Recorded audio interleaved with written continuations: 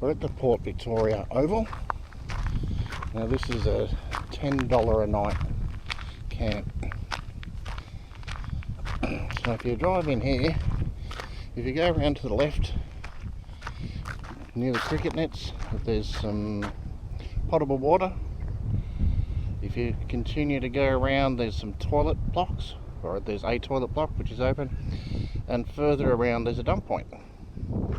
So we are in here, and it's mid-August. The sun's out, the grass is green, there's a bit of a breeze, but there's no one else here. So in summer, I think from October, they don't want you to park near the club rooms or near the oval because they play cricket. And there's all this space, which would be a lot busier in summer, I would feel. But right now, that's a cracking spot. $10 a night. And we're gonna have a bit of a look around Port Victoria. So we're gonna walk into the jetty, and we've driven it and it doesn't seem an over long walk, so we'll walk it and see how long it takes us to get to the jetty. No doubt we're gonna have to stop a couple of times because Tanya's got this agave bloody thing going. Look, I'll agree with Tanya this time. Those agaves are pretty cool. Look at how healthy they are, these bottom ones here. Geez, gorgeous. So the bowling club is next to the footy ground, and you walk out here and you can see water straight away, which is a pretty cool thing.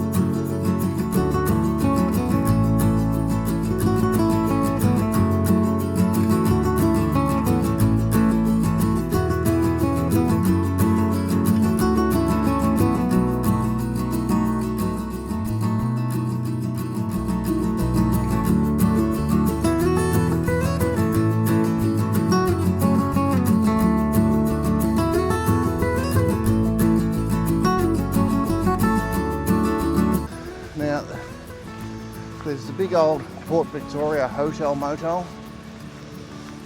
We're gonna have our first pub meal for quite a while, so we're gonna book that in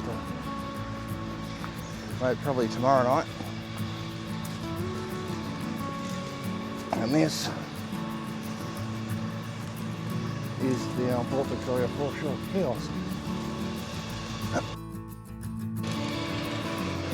Which, like I said, has everything you'd need. And that took 10 minutes.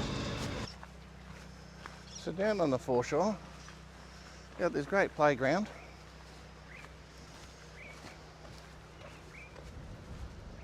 Yeah, access to the caravan park. Access to the caravan park. Straight onto the beach, beautiful. Lovely little lawned area. Look like really new electric barbecues. So kids going between the beach and the playground. Parents cooking up a snag, maybe having a cheeky ale. This would be a cracking spot. It would be a fantastic spot. And then you wander out onto the jetty. So it's your pretty stock standard sign for all the jetties in South Australia. But this one has sort of like a dual entrance, which is a little bit unique. Yeah, haven't seen that before. No. But it is a lovely timber deck.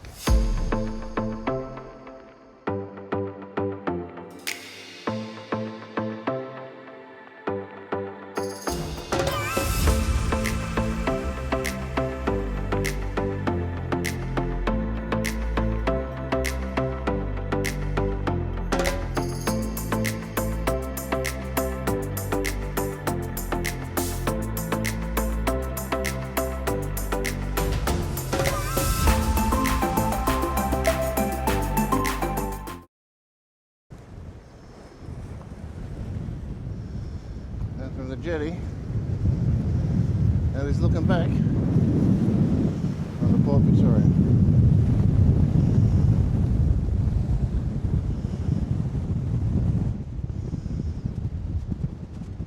It's an overcast, windy old day today, and the wind is cool. So we're going to take this opportunity to do some short drives. So we've driven down to the boat ramp, and it's a bloody massive big boat ramp. Only got 2 lanes, but the parking, there must be like 100 spots. 100 spots. It's huge. So I was a bit surprised by how big Port Victoria was, like the amount of houses there are. So, you know, if those houses have holiday homes and they have boats, this would be chockers in summer. Yeah. Be chockers. And you got the golf club just behind. We've driven a bit further on out of town, and halfway through the golf course there's a road through the middle of the golf course, and if you turn right you get down and have a look at this beautiful rock formation, and then there's a sandy beach, more rock formations, and the other side it looks like a beautiful sandy beach. So we're going to have a look around here and then try and get over there.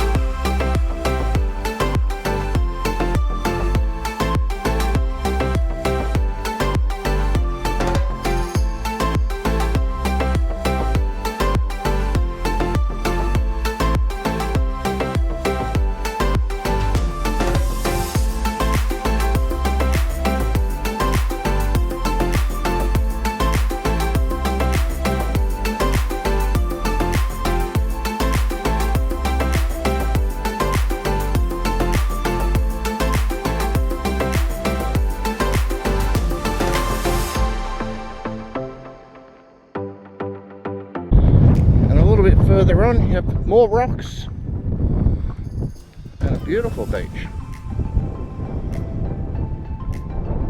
Let's go and have a walk around this one. Do we want to get right up to the point? Let's see. So this one is Second Beach. It's just past the golf course. Yeah, there are signs about driving, but know your tides and stay out of the soft sand. So maybe slightly experienced drivers, I'm not sure. This is pretty soft itself. It is, isn't it?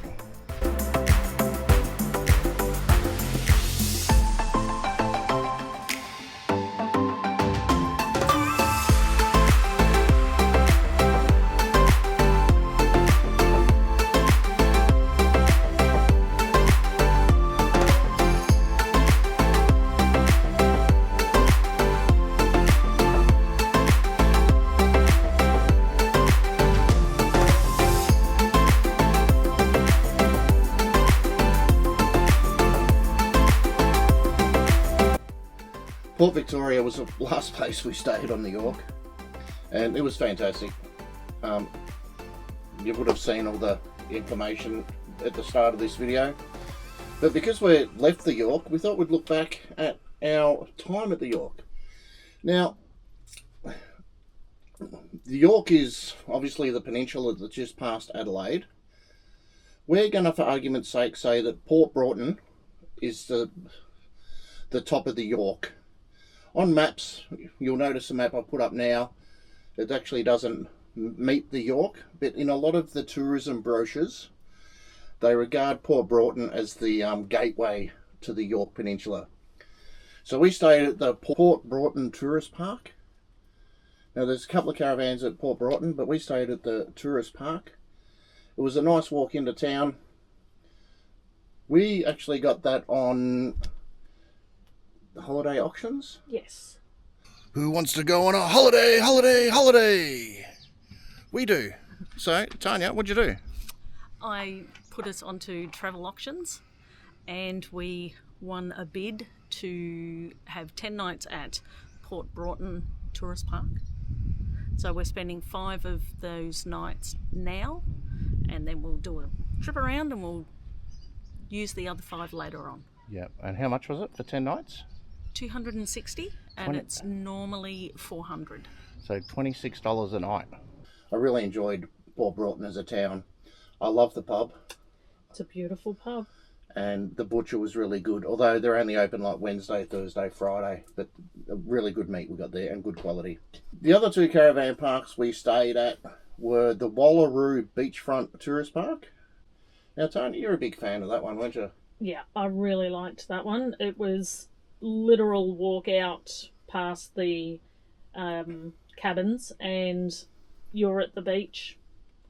Jetty was just up to the left a bit and lots to look at, and an easy walk to town again, just like a block or so from the caravan park. And we went to Bond's restaurant, which was phenom. Oh, it was magnificent. Yeah. Best food that we had in South Australia. I think it was fantastic. And the only thing with Wallaroo, it's not for your big rigs. No. She's an older caravan park. There's a lot of cabins in there, and yeah, the big caravan park, or the big caravans today are probably just a bit big for that caravan park. And the third caravan park we stayed at was Edithburgh. I loved Edithburgh. I mean, it's a beautiful town. Nice jetty. We had some nice walks, and it was just a nice, easy place to live for a couple of days. We also stayed at 3 town/footy ground camps, and they were Moonta, Waruka, and Port Victoria. So you would have seen the Port Victoria at the start of the video. Yeah. So Moonta and Waruka. Moonta was only $5 a night. It's a donation camp. It was fantastic. Yeah. It too, you could walk into town. Now Moonta's a little bit away from Moonta Bay, so you're not actually going to be able to walk to the beach or anything like that. But that whole area around Moonta Bay is beautiful. Port Hughes is a bit further up. Yeah, a couple of minutes. The caravan park at Port Hughes and Moonta Bay look fantastic. They looked really, really good from where we were. Yeah. And Waruka we stayed at Waruka because we got a cat and we wanted to go down to the national park at the bottom of the Yorke, Innes National Park. Yeah. So we stayed there and we done a day trip to Innes National Park. If we didn't have pets, we would so be going there for a period of time. It was a beautiful place to go and have a look at. And we also had a chance to stay at 3 beach camps. Port Minlacowie, that was our first one that we stayed at down on the Yorke, and we only stayed there for 2 nights. It was beautiful. It was. Walked straight out the caravan door and there was the beach. Yeah. Although it was rocky, but yeah, absolutely. And it was a little bit exposed, but there was a hidden little campsite in amongst the dunes that would have been fantastic.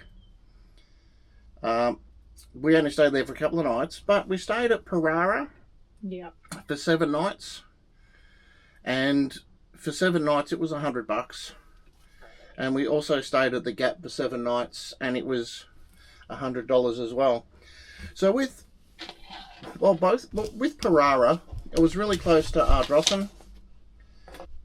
Yeah, it was, and I mean, we stuck out some pretty heavy weather at Parara. All right, Tanya. Not every day is sunshine and lollipops. No, it is not. What have we got today? We've got winds up to 50 kilometres an hour, rain, hail, possible storms. We did, yeah. There was a bit of a storm come through, or a weather event that we sort of sheltered down for. Yeah.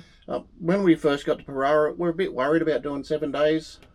Not through it not being a good place to stay, just sort of what do you do for 7 days? Mm. And we got through the 7 days really easy. The Gap, we got through 7 days incredibly easy. Yeah. Could have stayed. Yeah, another 7, easy. Easy could have stayed another 7. And it was fairly central. And I know we keep saying, oh, we could have stayed there longer, but everybody has a time frame, even us. And yeah, unfortunately, even when we find places that we absolutely love, you've still got to leave at some point. Yeah. And that's actually happened to South Australia. Yes. Well, yeah. So just a few of the numbers for the Yorke. We stayed at 9 different sites, camp spots, 3 caravan parks, 3 footy grounds, and 3 beach sites. We stayed down there for a total of 41 nights. As we said, could have stayed there for a lot longer. Mm. And with that mix of accommodation styles, it cost us $20.26 per night. So, you know, it doesn't have to be expensive when you travel. No, look at things like the holiday auctions. See if you can get a good deal for 10 nights somewhere, and have a look at all the different kinds of camping you can do. Doesn't always have to be a caravan park. But the holiday auctions are a good thing for the caravan parks. I think starting and finishing at Port Broughton was really good. Yeah. Because we had 5 days where we had everything clean. We had fully stocked up with water. The batteries were all fully charged. And then we had a chance to do quite a lot of off-grid camping. Yeah.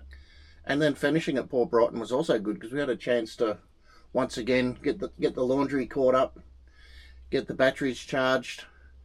And, you know, just having a place where you can walk and have a shower every morning is lovely. That's just a bit of hassle-free. Yeah. But, as we said, our time at South Australia has actually come to an end.